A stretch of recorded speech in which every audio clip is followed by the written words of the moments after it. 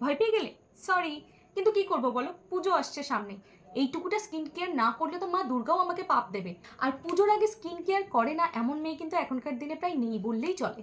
তাই চলো ঝটপট তোমাদের সাথে শেয়ার করে দিই একটা গ্লোয়িং স্কিন পুজোর আগে কিভাবে পাবে। প্রথমেই আমি সেন্ট বায়োটিকার ব্রাইট গ্লো ফেস ওয়াশ দিয়ে ফেস ওয়াশ করে নেব।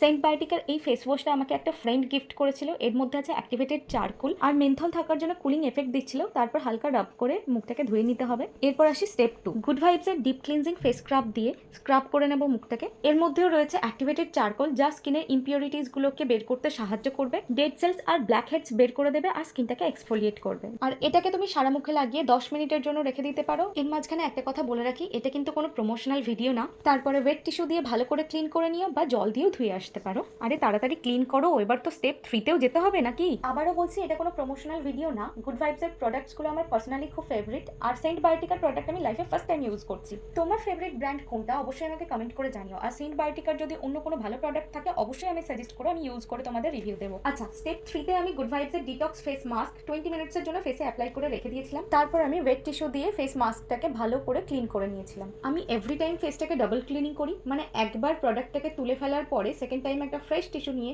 আবার একবার ভালো করে মুখটাকে ক্লিন করে নিই। এবার আসি লাস্ট অ্যান্ড ফাইনাল স্টেজে। এটা আমার ফেভারিট ময়শ্চারাইজার, গুড ভাইবসের ubtan detan and glow day cream SPF 30। As you can see already একটা শেষ করে ফেলেছি আমি। তবে ময়শ্চারাইজার ইউজ করার আগে তোমরা চাইলে সিরাম ইউজ করতে পারো। এই স্টেপটা স্কিপ করে গেছি আমি। আর ময়শ্চারাইজারটা সারা মুখে ভালো করে লাগানোর পরে আয়নাতে নিজেকে ভালো করে দেখো তো কোনো গ্লো আসছে কিনা। অবশ্যই কমেন্ট করে আমায় জানিও। দেখো, সাদা খরগোশ তো আমি তোমাদের বানাতে পারবো না, কিন্তু একটা গ্লোয়িং স্কিন দিতে পারি। এইবার আমাকে দেখে ভালো করে কমেন্ট করে বলো তো আমার স্কিনটা গ্লো করছে কিনা। আর আমার এই ভিডিওটা ভালো লেগে থাকলে প্লিজ একটা সাবস্ক্রাইব করে দিও। আর এই কার্লি হেয়ার নিয়ে আমি আর পারছি না, ভাবছি একটা হেয়ার কাট করবো।